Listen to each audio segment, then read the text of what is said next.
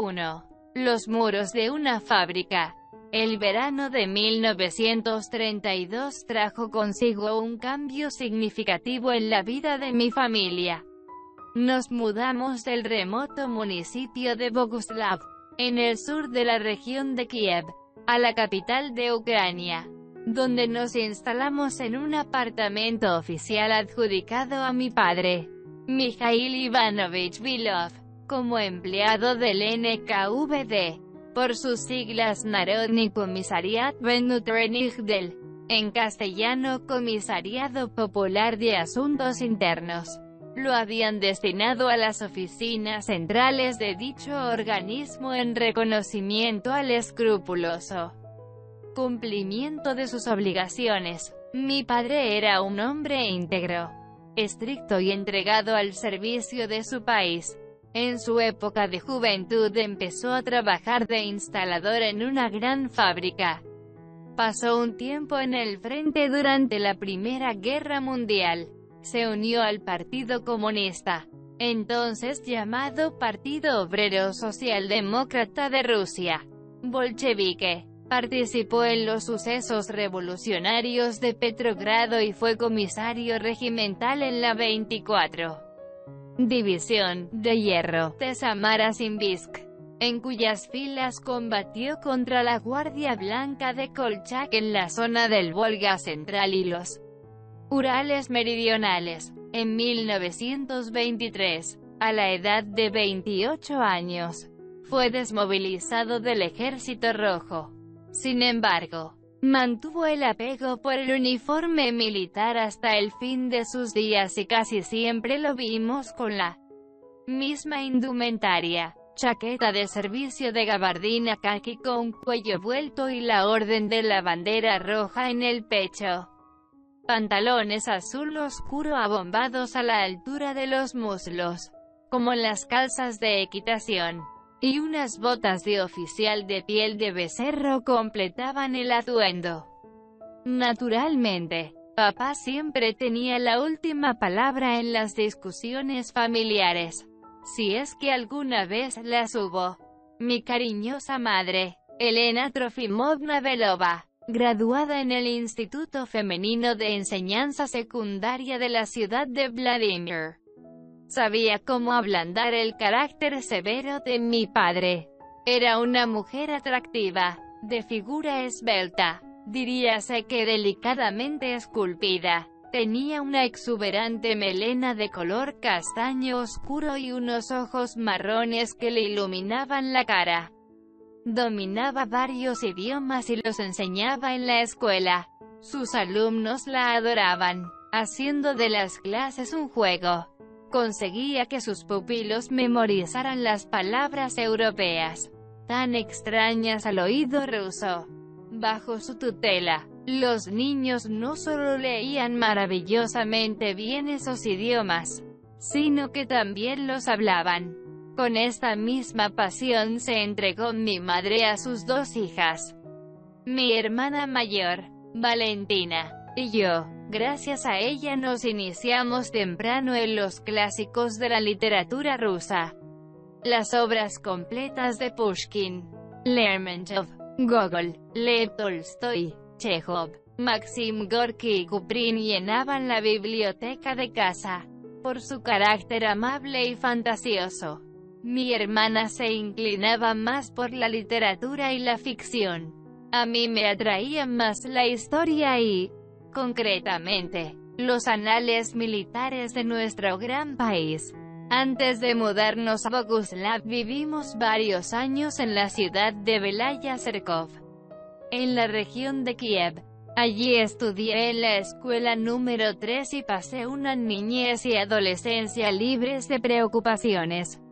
En la calle de la estación formamos una pandilla de amigos muy unida. Jugábamos a cosacos y bandidos. Chapoteábamos por el Ros, el río local, en canoas los veranos. Vagábamos por el viejo y bellísimo parque de Alejandría y robábamos fruta de los huertos del barrio. En otoño, me tocó ser la cabecilla de una banda de chicos adolescentes porque era la que mejor disparaba con tirachinas. Corría más rápido que los demás. Nadaba bien y no me asustaba en meterme en peleas. Era la primera en dar un puñetazo en la mejilla a cualquiera que se metiera con nosotros. Las correrías de barrio acabaron cuando apenas cumplí 15 años. Fue un cambio repentino, de la noche a la mañana. Mirando atrás, lo comparo con la conclusión de un mundo. Una ceguera voluntaria, una pérdida de la razón. Así fue mi amor de colegiala. El primero. Su recuerdo me acompañará hasta el final de mis días en la forma del apellido de un nombre. Pavlichenko. 1.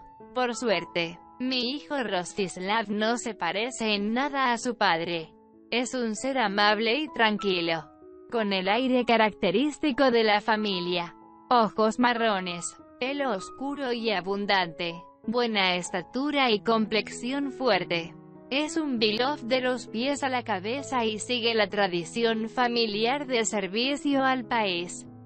Slava se graduó con matrícula de honor en la Facultad de Derecho de la Universidad de Moscú y en la Escuela Superior del KGB.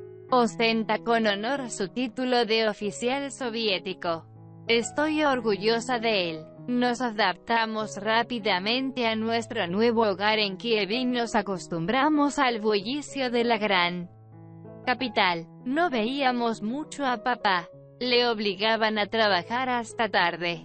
Por ello, las charlas serias con él acostumbraban a tener lugar en la cocina. Después de cenar, mi madre ponía el samovar encima de la mesa y, alrededor de una taza de té, hablábamos de cualquier tema con nuestros progenitores. Un día, la cuestión principal no tardó en aflorar. ¿Qué tenéis pensado hacer, hijas mías?, preguntó papá mientras bebía el té caliente a sorbitos.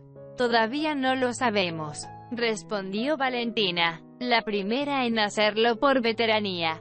Deberíais pensar en un empleo, dijo papá. ¿Qué clase de empleo?, preguntó sorprendida mi hermana. Uno bueno, en un buen puesto, con un buen salario. Pero, papá, interrumpí, solamente he hecho 7 años de escuela. Quiero seguir estudiando. Nunca es tarde para estudiar. Lyudmila, dijo papá firmemente, pero ya es hora de que empecéis a labraros una vida laboral y que lo hagáis con la información adecuada en el formulario de solicitud, especialmente porque ya lo he arreglado y os están esperando. ¿Dónde? Si se puede saber, preguntó mi hermana haciendo mohines desafiantes. En la fábrica Arsenal. Desde el parque de la tumba de Askold se veía el amplio y tranquilo cauce del río de Dnieper, que se extendía a mano derecha, y, a la izquierda, la recta y algo corta calle Arsenal, rebautizada como calle de Moscú en 1942. Asterisco. Al principio de la calle se erguía un edificio imponente. Eran los talleres Arsenal, construidos durante el reinado de Nicolás I. Dicen que el propio zar puso la primera piedra en sus cimientos. Los muros tenían 2 metros de espesor y 2 pisos de altura. Y los ladrillos eran de color amarillo claro, motivo por el cual los lugareños empezaron a referirse al edificio como la Casa de los Azulejos. Pero ni los talleres ni la fábrica adyacente tenían nada que ver con delicados objetos de artesanía hechos de cerámica. Habían sido fundados por orden de la emperatriz Catalina la Grande y su construcción se había prolongado durante un largo periodo, de 1784 a 1803. Allí se fabricaron cañones, afustes para artillería, fusiles, bayonetas, sables, espadas y otras muchas piezas de uso militar. Durante la época soviética, las instalaciones también se especializaron en la producción de artículos necesarios para la economía: arados, cerrojos, carretas de 2 caballos y equipamiento para molinos y refinerías de azúcar. La plantilla de Arsenal trabajaba con el máximo compromiso y, en 1923, recibió una distinción del gobierno de Ucrania, la Orden de la Bandera Roja del Trabajo. Aquel edificio fabril me atrajo desde la primera vez que lo vi. Guardaba un extraordinario parecido con una fortaleza, de formas rectilíneas, una planta de 168 por 135 metros, con un gran patio interior, una torre, muros exteriores redondeados y un nivel inferior adornado con revestimientos decorativos de madera. Era como salido de un grabado de una antigua batalla. Solo le faltaba un foso delante de los muros, un puente levadizo que lo atravesara y unos portones pesados vigilados por guerreros ataviados con armaduras relucientes. Después de pasar por algunas formalidades, como firmar una cláusula de secretos de Estado, a mi hermana y a mí nos reclutaron para servir en esta fortaleza. A Valentina, de supervisora, porque ya había cumplido los 18 y tenía el graduado escolar, y, a mí, de trabajadora común debido a mi juventud. Apenas tenía 16 años, y falta de aptitudes profesionales. Tardé medio año en adaptarme al ritmo de vida de la fábrica y en trabar amistad con otros trabajadores. Fui aceptada en la Liga Comunista Juvenil. En mayo de 1934 me trasladaron al taller de torneros, donde pasé un mes de formación, al cabo del cual gané el derecho a trabajar sola, y pronto obtuve la calificación de tornera de 6º grado. Fue una época interesante. La fábrica Arsenal se transformó ante nuestros ojos. Se introdujeron nuevos tornos de fabricación soviética. Se instalaron mejores equipos, entraron en vigor nuevas capacidades productivas y las viejas instalaciones fueron renovadas. Al ver los esfuerzos que hacían las autoridades para que la industria creciera, la gente de la fábrica respondía con más esfuerzo todavía. Por lo demás, los precios pagados por nuestros productos también subieron notablemente y los torneros de nuestro taller trabajaban a destajo. No me podía quejar. Tenía un torno para perfilar tornillos con una caja de engranajes de IP300 hecha en la fábrica del Proletariado Rojo de Moscú en 1933. DIP eran las iniciales de las palabras rusas Dogonim y Teregonim. Llegaremos y tomaremos la delantera. El torno estaba diseñado para trabajar con superficies cilíndricas, cónicas y complejas, tanto interiores como exteriores. Me acuerdo de casi todo como si fuera ayer. Montones de palancas para cualquier tipo de engranaje. Con un golpe de cortadora rebajaba espesores metálicos de entre 0.5 y 3 milímetros o más. Elegía la velocidad de corte según la dureza del material y la durabilidad del instrumento de trabajo. Generalmente utilizábamos herramientas de acero rico en carbono, aunque también las había con discos soldados de aleaciones ultraduras de tungsteno y titanio. Las virutas de color violeta azulado oscuro rizándose por la acción del cincel todavía son para mí un espectáculo increíblemente bello. Por duro que sea un material, siempre cede ante la fortaleza humana. Simplemente hay que idear el instrumental adecuado. Aparte de unirnos para el trabajo, la fábrica también ofrecía a sus trabajadores la oportunidad de pasar el tiempo libre de manera sensata. Es cierto que el club social no destacaba por una decoración alegre y profusa. Más bien era pequeño e incómodo. pero sus instalaciones permitían desarrollar las actividades de varios círculos, un grupo de teatro formado por obreros, un taller de arte, donde se enseñaba dibujo, moda y costura, muy útil para mujeres, y clubes de vuelo sin motor y de tiro.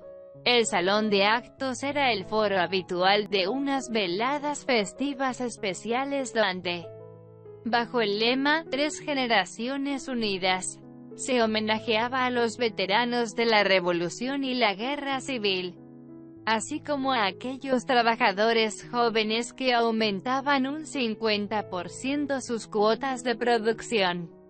Al principio, mi mejor amiga y yo, ella me convenció, optamos por el club de vuelo sin motor. Como en los periódicos se hablaba mucho de aviación y de las proezas de los pilotos, asistíamos entusiasmadas a las clases teóricas y tomábamos apuntes atentamente durante las charlas que ofrecía un atractivo teniente de las fuerzas aéreas sobre la potencia de elevación de las alas de un aeroplano. Sin embargo, mi primer vuelo con un instructor acabó enfriando ese entusiasmo, cuando vi que la pista de hierba del aeródromo, después de precipitarse a toda prisa por debajo de nosotros, desapareció de repente. La cabeza me dio vueltas y sentí náuseas. Definitivamente, el aire no es mi elemento. Pensé, soy un ser de tierra y debo pisar sobre suelo firme. Fyodor Kushenko, el instructor del club de tiro de la fábrica, trabajaba en nuestro taller y siempre animaba a los jóvenes a acudir al campo de tiro. Hacía poco que había servido de urgencia en el Ejército Rojo y se había aficionado al tiro al blanco. Nos aseguró que había algo fascinante en la trayectoria de una bala y en la manera de impactar en la diana. Fyodor, que era un tipo agradable y encantador, intentó convencerme de que me uniera al club con argumentos igualmente atractivos. Sin embargo, la reciente experiencia con el aerodeslizador me había mermado la fe en mis propias capacidades. A pesar de que, cuando eres joven, y es inútil actuar de otro modo, estas parezcan ilimitadas. Aparte de esto, la cháchara de Kushenko era la típica de un mujeriego. Mi escasa, pero dura, experiencia personal siempre me ha llevado a no bajar la guardia en presencia del sexo contrario. Un día, en una reunión de la Liga Comunista Juvenil, me harté de escuchar las historias de Kushenko y le respondí con sarcasmo. A los presentes les gustó mi burla y rieron a carcajadas. En ese momento, el organizador de la liga estaba leyendo un informe bastante aburrido sobre cómo los miembros de la sección ucraniana trabajaban para cumplir con la planificación trimestral. El organizador creyó que las risas iban dirigidas a él y, por lo que fuera, se enfadó mucho. Entonces se desató una refriega verbal entre él y otros miembros de la liga, durante la cual se emplearon epítetos algo subidos de tono y comparaciones insólitas. Al final, el organizador nos expulsó a Kushenko y a mí de la sala como instigadores del alboroto. Asombrados por semejante destierro, ambos nos dirigimos a la salida. La jornada laboral había acabado y nuestros pasos resonaban en las paredes del pasillo desierto. De repente, Fyodor dijo, «Creo que tenemos que relajarnos». «Tienes razón», asentí. «Vamos al campo de tiro a disparar un poco». «¿Crees que eso ayudará?» «Por supuesto. El tiro es un deporte para gente tranquila, pero también requiere otras aptitudes innatas». «¿Y qué otras aptitudes son esas?» No pude evitar la pregunta mordaz. «Cosas más prosaicas, como un buen ojo o un tiento preciso con el arma», respondió mientras hacía tintinar un manojo de llaves en el bolsillo de su chaqueta de cuero. El campo de tiro estaba en una especie de depósito fabril adyacente al edificio principal.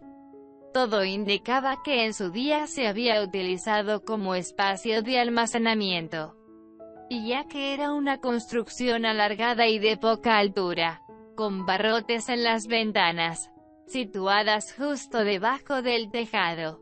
Desde el elevado nivel de conocimiento que dispongo en la actualidad, puedo decir que el campo de tiro de la fábrica Arsenal de mediados de la década de 1930 cumplía todos los requisitos necesarios. Disponía de una sala con escritorios, sillas y una pizarra para las clases teóricas, una pequeña armería con alacenas provistas de cerrojos para guardar fusiles y pistolas, una caja de seguridad para la munición y una zona de tiro apta para disparar desde la posición sentada, con la rodilla en tierra, de pie o cuerpo a tierra, sobre esterillas. A 25 metros de la línea de tiro había unos parapetos de madera sobre los que se fijaban las dianas. Fyodor abrió uno de los armarios y sacó un fusil bastante nuevo, no muy largo, de poco más de 1 metro, 111 centímetros, para ser exactos, pero con una culata de abedul enorme y un cañón ancho. Este ejemplar de la fábrica de armas Tula se hizo famoso en la URSS con el nombre comercial 28. Se produjo entre 1932 y 1946 y, junto con su versión modificada TOZ-8M, se calcula que se fabricaron cerca de 1 millón de unidades. Este fusil fiable, sencillo, de calibre pequeño y cerrojo deslizante, diseñado para munición de percusión anular de 5.6 por 16 milímetros, prestó un valioso servicio no solo a deportistas, sino también a cazadores. Escribo sobre él con cariño, ya que mi pasión por el tiro con fusil y mi aprendizaje como francotiradora comenzaron con el 28. Las instrucciones para el manejo de armas de fuego son muy precisas. Koshenko podría haber empezado explicándomelas. Sin embargo, no lo hizo. Simplemente, me entregó el fusil y me dijo: familiarízate con él. Sinceramente, siempre había pensado que las armas de fuego eran mucho más pesadas y difíciles de sostener con las manos. Pero aquel fusil no pesaba más de 3.5 kilos. Dada mi experiencia con algunas piezas de difícil introducción en el torno para su procesamiento, no me supuso ningún esfuerzo levantar el arma. El frío metal del cañón y de la caja de mecanismos también me resultó agradable. La curva descendente trazada por la manija del cerrojo indicaba que los diseñadores habían tenido en cuenta la comodidad de la persona que debía utilizar el arma. Para empezar, Fyodor me sugirió que comprobara la flexibilidad del fusil para ver si era adecuado para mí. En su opinión, todo parecía en orden. La cantonera de la culata encajaba con firmeza en la cavidad de mi hombro. Con la mano derecha pude agarrar a mi aire la empuñadura. Aunque tengo los dedos largos, coloqué cómodamente el índice sobre el disparador, a la altura de la unión de la primera y la segunda falange. Ya solo quedaba inclinar la cabeza a la derecha, apretar la mejilla en el lomo de la culata y dirigir hacia las mirillas la vista de mi ojo derecho abierto. El riel de mira estaba justo en medio de la muesca y se podía ver en toda su longitud. Ahora puedes disparar, dijo Fyodor. ¿Y los cartuchos? Un momento. El instructor me agarró el fusil, lo cargó y apuntó a una diana. Sonó un ruido fuerte, como una vara golpeando una lámina metálica. Me sobresalté. Koshenko sonrió. Eso es porque no estás acostumbrada. Inténtalo. Puedes hacerlo. El arma volvió a mis manos, imitando meticulosamente todos los movimientos implicados en la colocación del arma. Hice mi primer disparo. El Melkashka, así llamábamos al TOS-8. No tenía un retroceso potente. Además, siguiendo el consejo de Fyodor, lo había presionado firmemente contra mi hombro para no experimentar ninguna sensación molesta. Klushenko me dejó hacer 3 disparos más y fue a examinar la diana con la hoja de papel impresa con círculos negros. Volvió a la línea de tiro, donde le estaba esperando, no sin cierto nerviosismo. Me miró fijamente y me dijo: para ser una principiante, es simplemente increíble. Está claro que tienes aptitudes no innatas, seguramente, por algún motivo. No pude evitar bromear. Sin duda, lo son. Mi primer entrenador hablaba con franqueza. Nunca había visto a Fyodor Klushenko tan serio. Nuestro círculo de tiro organizaba sesiones una vez a la semana. Los sábados, empezamos estudiando con detalle el mecanismo de un fusil de calibre pequeño, desmontando y montando el bloque de la culata y adoptando la costumbre de cuidar el arma concienzudamente, limpiándola y engrasándola. Las clases se daban en la sala de la pizarra, donde nos enseñaban nociones básicas de balística.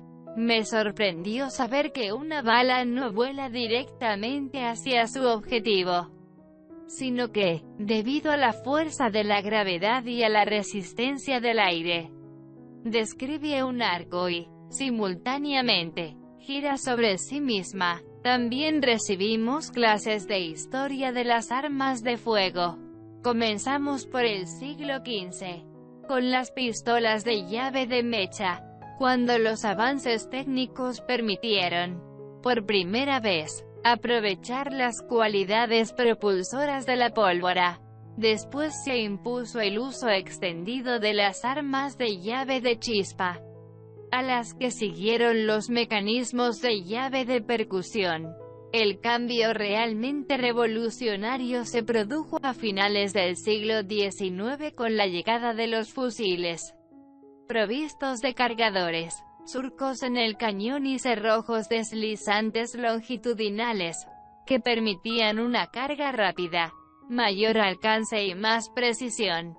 En mi opinión, las armas de fuego de mano son los artilugios más perfectos creados por la mente y la mano humanas. En su construcción siempre se ha hecho uso de las últimas innovaciones. Las soluciones tecnológicas necesarias para su manufactura se perfeccionaron rápidamente y se implementaron en unos procesos de producción de los que han salido millones de ejemplares.